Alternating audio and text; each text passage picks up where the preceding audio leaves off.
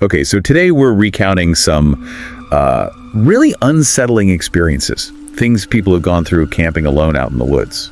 Right. And these aren't, campfire ghost stories. These are firsthand accounts from the people involved. Exactly. Experiences that kind of blur the line between what's natural and something else, something deeply disturbing. Yeah, they really tap into that feeling of vulnerability you get when you're truly isolated out there. Shows how a normal trip can just take a really dark turn. Definitely. So let's start with one. This happened early March. We've got a solo camper, someone who knew these woods near a lake really well. Yeah, it was like their go-to secluded spot. They'd been there leads of times. Right. So they arrive, get set up for a hike, and they notice something.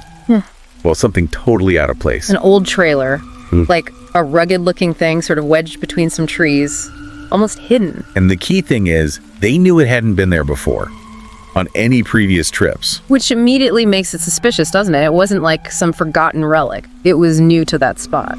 Yeah, and it looked old, but its presence there was recent. Plus, no signs of anyone actually, living in it right then. So why move it? Why hide it way out there? That's what the camper was thinking. Felt really uneasy. They even knocked on it. No answer. Just this creepy, intentionally hidden object? Exactly. The effort involved, and then just nothing. It definitely raises questions. Big time. So later that night, they're trying to relax by the campfire, enjoy the peace. Which is probably shattered pretty quickly. Instantly. Heard leaves crunching behind them. Saw a light moving through the trees. Okay. Heading down towards the lake, which was weird in itself, seeing anyone else out there. Right, it's supposed to be secluded, and then what? Then the light just switches off. Oh, no. Followed by faint footsteps coming towards them. Okay, that's pure dread territory. Stealthy approach in the dark. Totally. So the camper calls out, so I'm like, hey, what do you want? Good reaction, maybe? The footsteps stop. Just a few yards away.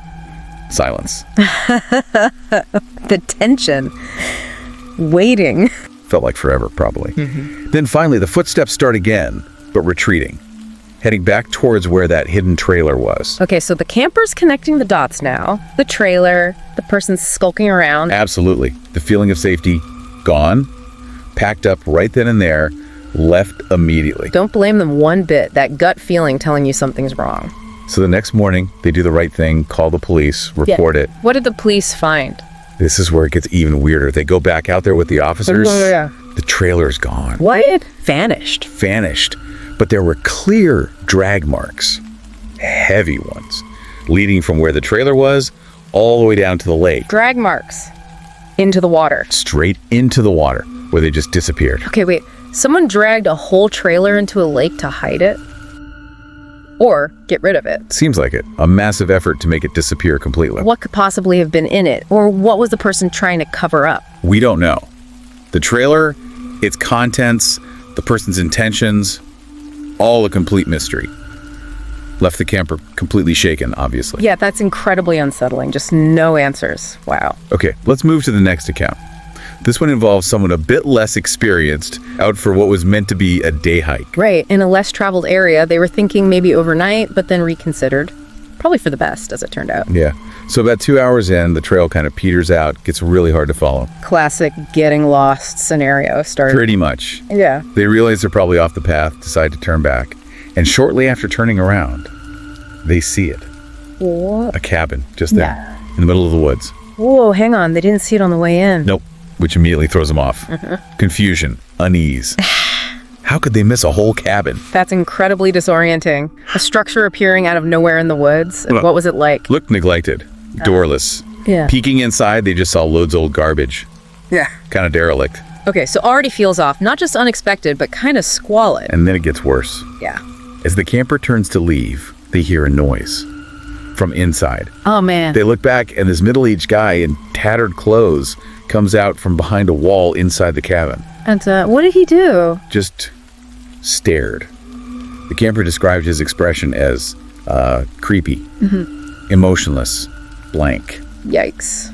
That stare. Yeah. The camper muttered an apology, sorry to disturb you, and just walked away fast. Yeah. But they noticed the guy kept staring as they left. Just watching them go. That image would stick with you. Totally. The hike back as the sun's starting to go down is just filled with anxiety. Are they being followed? Every sound. Yeah, paranoia would kick in hard after that encounter. Definitely. And despite the fear, maybe because of the fear of getting more lost in the dark, they decide, okay, better make camp for the night. Risky, but maybe seemed like the only option. They eventually manage to fall asleep. But then wake up later. Pitch black. And they see his face. The man from the cabin. Peering into the tent. Just a shadow-covered face in the darkness. Oh my god, no. That's nightmare fuel, waking up to that. Absolute terror. The camper recoiled, like jumped back inside the tent. Did the man react? Yeah, he fled immediately. Turned and ran. And the camper? Didn't hesitate. Packed everything. Frantic. Got out of there as fast as humanly possible. Yeah. Just haunted by those eyes, that face. I can only imagine. Never went back, I assume. Never went back. Barely even talks about it. Just this terrifying, unexplained encounter. It really drives home how vulnerable you are out there and how some things just defy explanation and leave lasting scars. Okay, our last story tonight. This one's a bit different.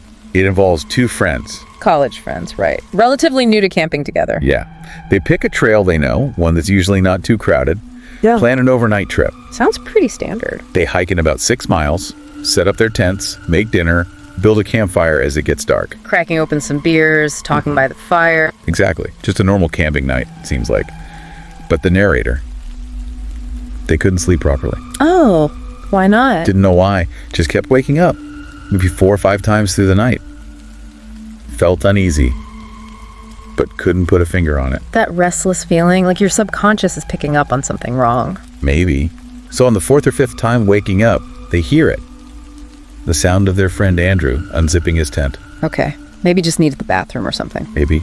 But then they hear him rummaging in his backpack, which is just outside his tent. And after that, silence. He just stays there, completely still for ages. Still outside the tent? That's weird. Not just getting something quickly. What was he doing? That's what the narrator is wondering. Yeah. The stillness felt deliberate. Secretive, maybe. Yeah, suspicious. So the narrator, feeling really uneasy now, quietly unzips their own tent flap just enough to peek out. And sees Andrew quickly shoving a handgun back into his backpack. a handgun. Whoa, had they talked about bringing a gun? Nope. None. Total surprise. And seeing him try to hide it quickly, Yeah. instantly alarming. Absolutely. Changes the whole dynamic. Why the secrecy? Why have it out right then? Exactly. So the narrator asks him, Andrew, what are you doing? How did Andrew react?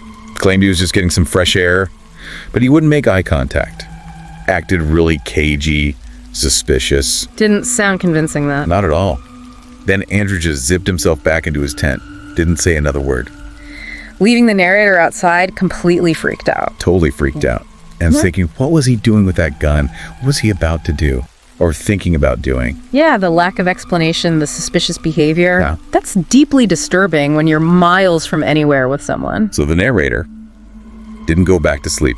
Stayed awake outside their tent, just waiting for the sun to come up. A very long, tense night. Must have been. As soon as it was light, they packed their stuff and just left. Alone. Didn't even wait for Andrew. Wow. Just bailed. Yeah. And the confirmation that something was really wrong. Andrew never contacted them again. Ever. The friendship just ended. That silence speaks volumes, doesn't it? It really does. Confirm the narrator's gut feeling. They're left wondering what Andrew's intentions were that night, feeling like they maybe dodged something really bad. These stories, they're all different, but there's that common thread, isn't there? The wilderness being unpredictable, sometimes genuinely menacing. Yeah, especially when you're alone. Or, like in that last story, when you realize you might not know the person you're with as well as you thought. And it's the unanswered questions that really linger. The what-ifs, the intentions you'll never know. That creates a lasting sense of fear.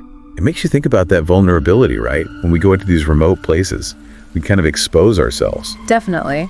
And maybe the biggest takeaway is trusting your instincts, that gut feeling, that sense of unease, even when you can't explain it logically. Yeah, sometimes there isn't a clear threat you can point to, but you just know something's wrong. Perhaps that's where the real unease comes from. Not always a physical danger, but the unsettling mystery of the unknown that's just out there. Well, if these accounts give you chills, be sure to like, share, and subscribe to Horror Docs. We'll have more stories exploring that darker side of the unexpected.